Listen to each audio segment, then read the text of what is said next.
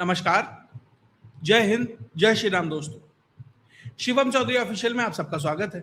आगे बढ़ने से पहले आप सबसे रिक्वेस्ट है, वीडियो को लाइक कीजिए, चैनल को सब्सक्राइब कीजिए और शेयर करना मत भूलिएगा। जिस दिन से भारतीय जनता पार्टी पश्चिम बंगाल का चुनाव जीती है, ऐसा लग रहा है कि जो आरफा खानम शेरवानी का एक कालजयी ट्वीट है ना, हर रोज एक नया जख्म। प्रधानमंत्री रोज सुबह उठते हैं, उस ट्वीट को पढ़ते हैं और जो लिबरल लिब्रांडू गैंग है, जो इकोसिस्टम है या कहीं जो एंटी नेशनल है, उन्हें रोज एक नया जख्म देने का काम करते हैं। सबसे पहले तो पश्चिम बंगाल में जब भारतीय जनता पार्टी चुनाव जीती तो उसके बाद ये अंदाजा लगाया जाने लगा कि भैया कौन नया सीएम होगा।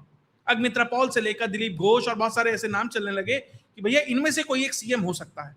शुभेंदु अधिकारी भी उस लिस्ट में थे, लेकिन बीजेपी ने सुनिश्चित किया कि भैया हेमंता बिश्व शर्मा, योगी आदित्यनाथ, देवेंद्र फडणवीस, वो जिस मॉडल को लेकर आगे चल रहे हैं वही मॉडल पश्चिम बंगाल में भी सही रहेगा और संभवतः भी कुछ सीएम बदले भी जाने हैं।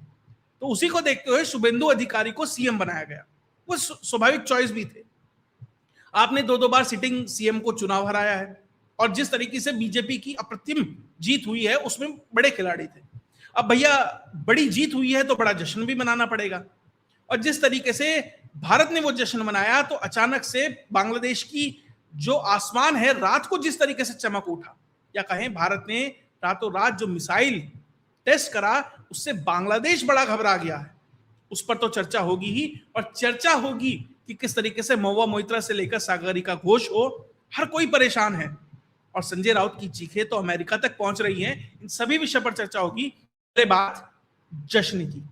शुभेंदु अधिकारी सीएम कैंडिडेट घोषित होते हैं, आज शपथ ग्रहण होगा उनका और शाम को ही भारत की तरफ से एक मिसाइल टेस्ट किया जाता है उड़ीसा के व्हीलर आइलैंड से, और जो कुछ मीडिया सोर्सेज है वो ये कोट कर रहे हैं कि भारत का मेडन यानी पहला न्यूक्लियर कैपेबल आईसीबीएम टेस्ट है, यानी इंटरकॉन्टिनेंटल बैलिस्टिक मिसाइल है जो न्यूक्लियर कैपेबल है।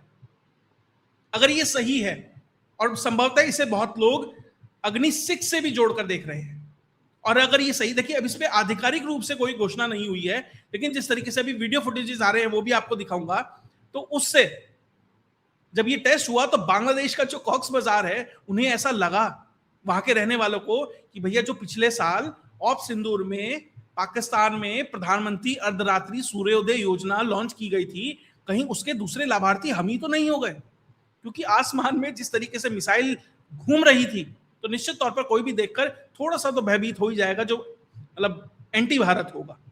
और इससे ये जो कैपेबिलिटी भारत के पास है आज के समय में, इससे पहले सिर्फ अमेरिका, चाइना, नॉर्थ कोरिया और रशिया के पास है। और जिस तरीके से वीडियो फुटेजेस वहां से निकल के आ रहे हैं, बहुत ही मतलब अनुपम से दृश्य हैं। देखिए,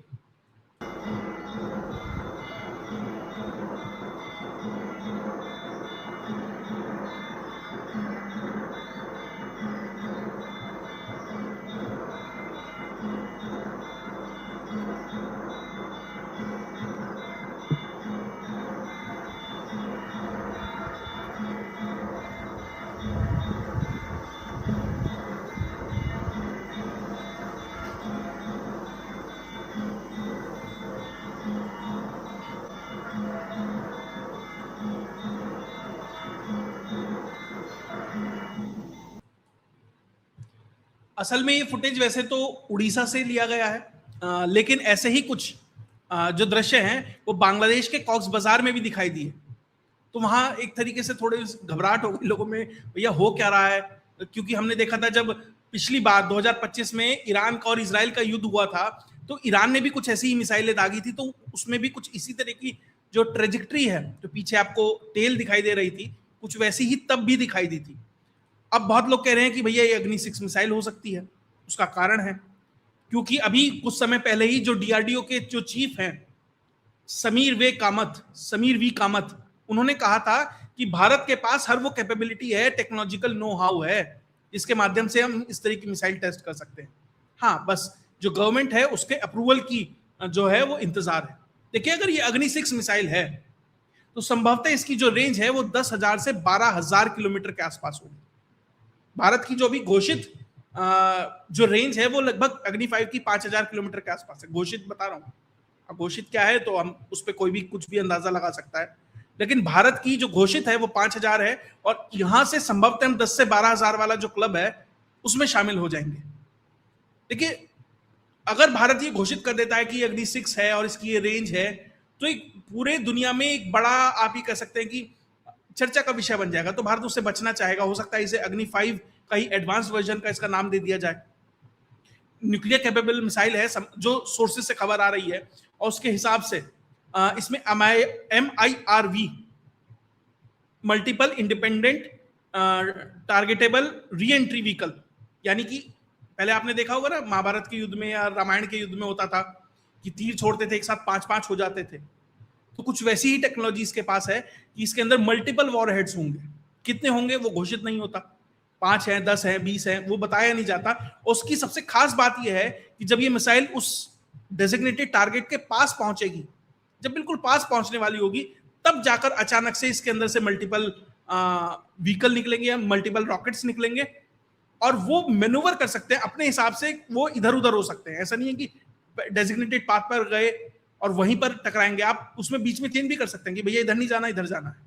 और जब आपके इतने पास आकर मिसाइल मल्टीपल फ्रेगमेंट्स में टूट जाए और उसे आपको ट्रैक करना हो, भैया आपके हिसाब से तो एक मिसाइल आ रही थी, मान लीजिए पाकिस्तान है, बीजिंग है, कहीं पर भी आ रही है, उन्हें लगा एक आ रही है, और अचानक से वो 10 में टूट जाए और इतने पास आकर टूटे कि आपका जो एयर डिफेंस सिस्टम है उसे डिटेक्ट करने में मुश्किल हो, तो ये निश्चित तौर पर एक बड़ी परेशानी का कारण बन सकता है। तो अगर ये उसी कड़ी में ये मिसाइल टेस्ट हुई है, तो ये भारत के लिए, आप कह सकते हैं उस एलीट क्लब में भारत शामिल हो जाएगा। शायद 5वां देश होगा जो ये भी कर पाया है। बहुत इंपॉर्टेंट है। इसके अलावा जो चाइना है, उसके पास जो मिसाइल है उसकी रेंज भी 10 से 12,000 है, जिसका नाम DF-41 है। उसके अलावा रशिया है, उसके पास RS-28 सरमट है, वो भी 12,000 के रेंज में है। यूएस के पास LGM-30G मिनटमैन 3 ये मिसाइल है। उसके बाद अगर ये अग्नि 6 है, अभी ऑफिशियली नहीं आया है, लेकिन जिस तरीके से लोग अंदाजा लगा रहे हैं, अगर ये है तो निश्चित तौर पर भारत के लिए बहुत बड़ी एडवांटेज है। और जो अभी मैंने आपको वीडियो फुटेज दिखाई, कुछ ऐसा ही बांग्लादेश में दिखाई दे रहा था।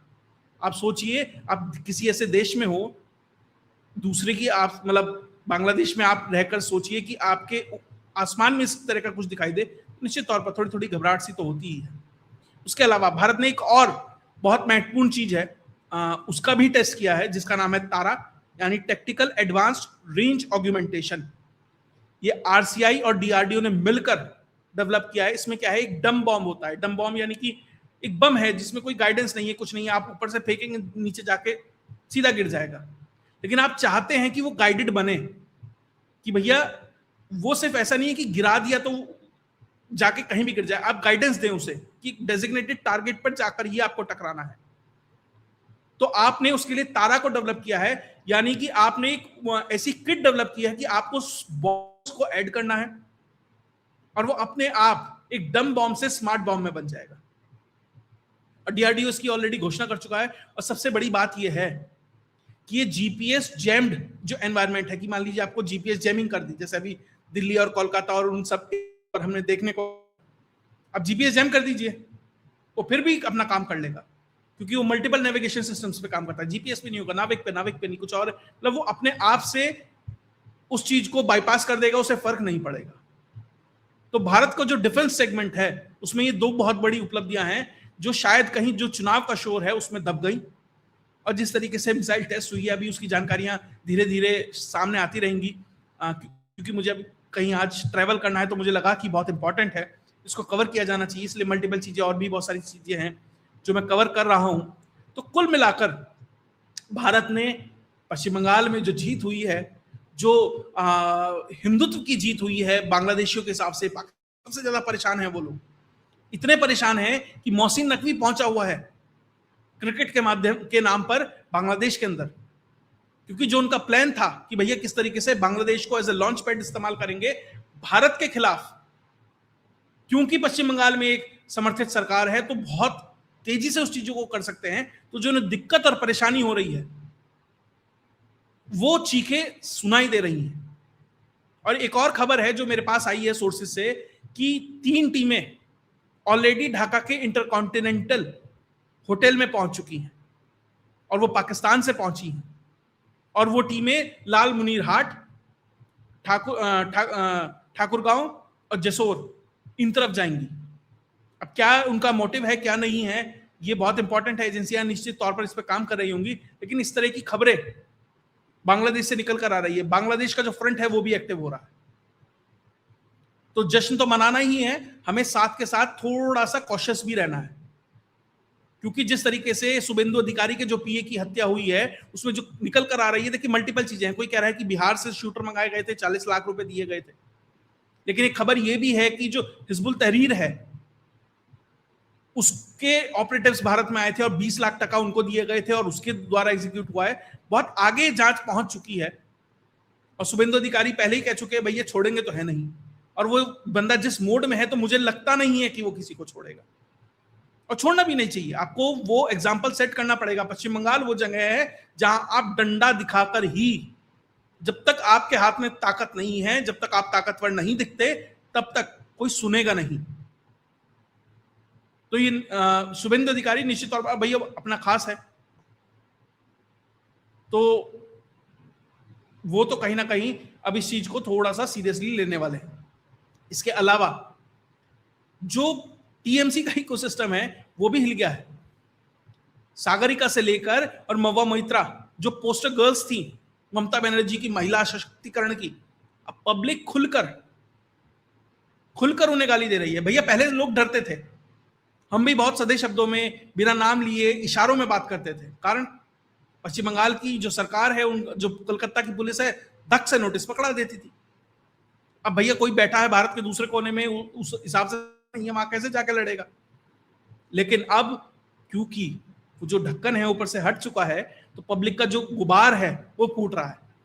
महुआ मोइत्रा प्लेन में सफर कर रही थी, पब्लिक ने वहां भी नहीं छोड़ा, गालियां देनी शुरू कर दी। दिल्ली पहुंच रही थी फ्लाइट से, तो क्या हुआ देखिए।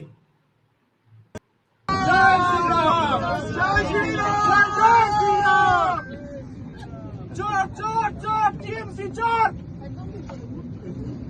পিসি চোর ভাইপো চোর তৃণমূলের সব চোর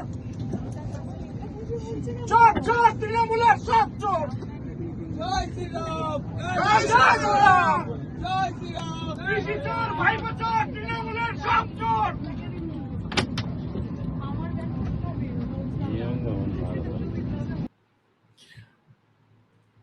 महुआ मोइत्रा फ्लाइट में सफर कर रही हैं और खुलकर पीसी यानी कि ममता बनर्जी, भाईपो यानी अभिषेक बनर्जी, खुलकर पब्लिक गाली दे रही है।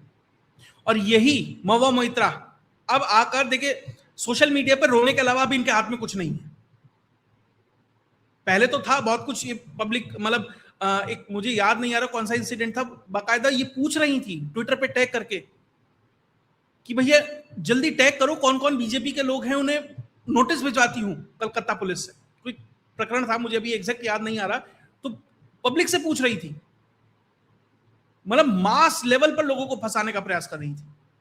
और अब ये ट्वीट कर रही है, पहले नीचे वाला ट्वीट है आज की घटना के लिए कि भैया मैं दिल्ली ट्रेवल कर रही थी दिल्ली के लिए, और डिफेंस कमिटी ऑफ डिफेंस में है मैडम, उसकी मीटिंग के लिए जा रही थी, और अचानक से वहां लोग भाईपो चोर और पीसी चोर और ये सब कहने लगे, और वो ये कह रही हैं कि उनके ऊपर लाइफ टाइम बैन लगना चाहिए।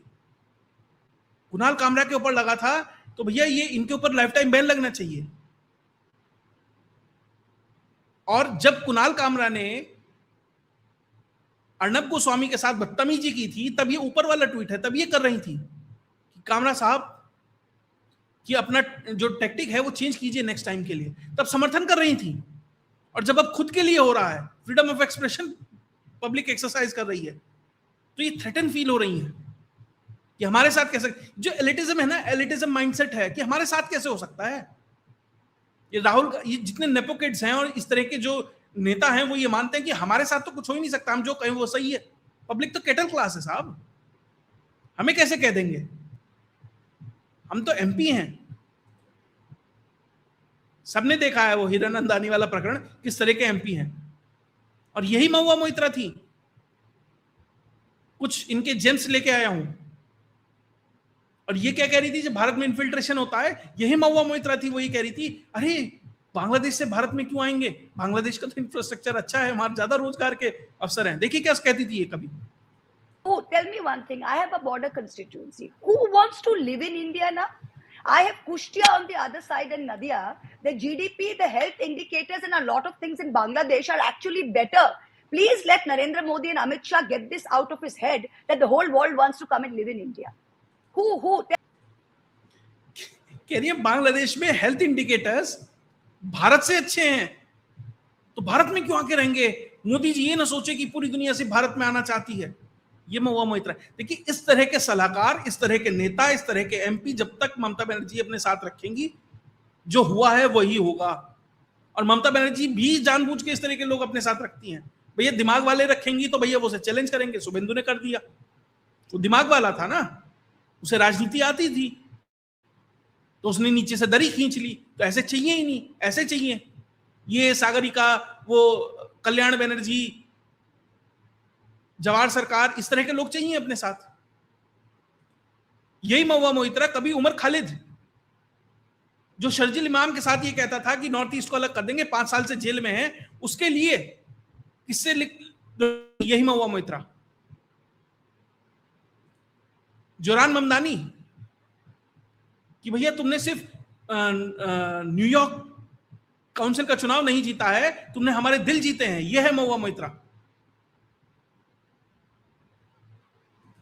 और जब संसद में इनकी जो साथी एमपी हैं इन्फ्लेशन के ऊपर बोल रही थी, महंगाई पे, देखिए अपने लाखों का लुई विटॉ का बैग किस तरीके से छुपा रही थी। आभार व्यक्त करती हूं कि देर आए पर दुरुस्त आए।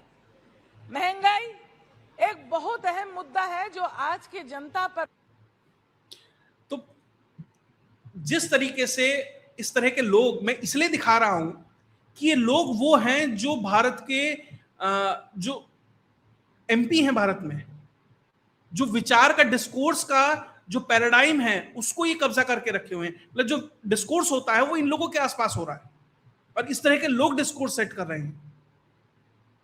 ये किस हद तक भारत के लिए कितना, मतलब एक वैचारिक दिवालियापन जैसी स्थिति है, और मीडिया इन्हीं को कवर कर रही है। इनको एक्सपोज करना, इनको सामने रखना बहुत जरूरी है। इसके अलावा सागरिका घोष, वो भी परेशान है, राजदीप की बीवी है। सबसे पहले तो इन्होंने एक फर्जी ट्वीट किया था, फेक ट्वीट, कि भैया टीएमसी का एक कार्यकर्ता है, उसकी हत्या कर दी गई है बीजेपी के गुंडों द्वारा। बाद में पता लगा वो बीजेपी का व्यक्ति था और टीएमसी वालों ने उसकी हत्या की थी। और जब फेक ट्वीट पे कलकत्ता पुलिस मैडम को नोटिस भेजती हैं तो मैडम रोने लगती हैं कि मुझे वीडियो टेक डाउन किया जा रहा है, आप वायलेंस को क्यों नहीं रोक रहे? ठीक है, वायलेंस को नहीं रोक रहे हैं, आप सवाल उठा रही हैं, बिल्कुल सही है, वायलेंस रुकना चाहिए, जिम्मेदारी है पुलिस की, लेकिन आप फेक ट्वीट करेंगी, ये तो इंस्टिगेट करने वाली बात है। ये वैसी ही स्थिति है। मुझे याद है जब 2002 के दंगे चल रहे थे तो बरखा दत्त क्या रिपोर्टिंग कर रही थी, अरे मैं फला इलाके में हूं, यहाँ एक हनुमान जी का मंदिर है, अब तक यहाँ पर कोई घटना घटित नहीं हुई है। जैसे वो इंस्टिगेट करते ना, यहाँ कुछ नहीं हुआ, यहाँ आ जाओ। जैसे बरखा दत्त रिपोर्टिंग करती थी करगिल में से, और फिर क्या हुआ था सबको पता है। तो वही इस्तेमाल यहां सागरिका कर रही थी, फेक न्यूज का इस्तेमाल करके इंस्टिगेट करने के लिए कि भैया टीएमसी वाले मार दिए हैं। आप रिपोर्टिंग नहीं कर रही हैं मैम, आप फियर मॉन्गरिंग कर रही हैं। और जब कलकत्ता पुलिस आपको नोटिस भेज रही है तो आप रो रही हैं। यह स्थिति है आज पश्चिम बंगाल की। पश्चिम बंगाल में अभी तक 48 घंटे में 500 से ज्यादा लोग गिरफ्तार किए जा चुके हैं। जब पिछली बार हिंसा हुई थी, 300 से ज्यादा भारतीय जनता पार्टी के कार्यकर्ता मारे गए थे, जिसका जिक्र किया है अमित शाह ने कि भैया मंजिल बहुत सुखद है लेकिन जो रास्ता है वो बहुत मुश्किल था। कितने लोग गिरफ्तार हुए थे? कोई भी नहीं, निल। और अभी तक 1100 लोग प्रिवेंटिव डिटेंशन में लिए जा चुके हैं कि भैया खतरा है, ये कुछ कर सकते हैं, इनको भी पकड़ लो। एफआईआर दर्ज हो रही हैं, गिरफ्तारियां हो रही हैं। ऐसा नहीं है पोस्टपोल वायलेंस नहीं हुआ, निश्चित तौर पर हुआ है, लेकिन पिछली बार जो स्थिति होती थी वो नहीं है। ये एक बंगाल के रेस्पेक्ट में तो बड़ी चीज है। हाँ, पीए की हत्या हुई है, अब देखिए भैया, अब सत्ता हाथ में आ जाएगी, आज पुलिस भी हाथ में आ जाएगी। और सबसे बड़ी बात यह है कि ममता बनर्जी जिस दिन सीएम हटी, मतलब जिस दिन रिजल्ट आया, अभी तो वैसे तो 7 तारीख में हटी हैं, लेकिन जिस दिन रिजल्ट आया उसी दिन कलकत्ता पुलिस ने अनफॉलो कर दिया। और ममता बनर्जी का ट्विटर हैंडल जाकर देखिए, आज भी ममता बनर्जी लिख रही हैं chief minister of Bengal, former नहीं लिखा है मैडम। ये स्थिति है। खैर, बंगाल में बहुत कुछ हो रहा है, जो भी अपडेट आएंगे वो तो आपके साथ लेके आते रहेंगे। साथ ही एक और नमूना है, एक और व्यक्ति है जिसका नाम है संजय राउत। ये हाँ, संजय राउत, इसने एक ट्वीट किया है डोनाल्ड ट्रंप को। और वो डोनाल्ड ट्रंप को क्या कह रहा है? वो डोनाल्ड ट्रंप को कह रहा है कि as a responsible Indian citizen और मेंबर ऑफ पार्लियामेंट, ये मेरी ड्यूटी है कि आपके साथ सारे फैक्ट्स साझा किए जाएं कि अपोजिशन जो है वो चुनाव हार रही है क्योंकि जो इलेक्शन कमीशन है उसकी न्यूट्रलिटी ठीक नहीं है, मोटिव ठीक नहीं है। इलेक्शन कमीशन ने 90 लाख लोगों को वोट डालने के अधिकार से छीन दिया साहब, उसमें 55-60 लाख तो मरे हुए लोग हैं। मणिपुर जल रहा है, मिलियंस ऑफ सेंट्रल फोर्सेस लगाई जा रही हैं। मतलब आप, जैसे वो था ना मणिशंकर अय्यर, वो पाकिस्तान में जाके कह रहा था कि भैया आप हमें मोदी के हटाने से मदद कीजिए।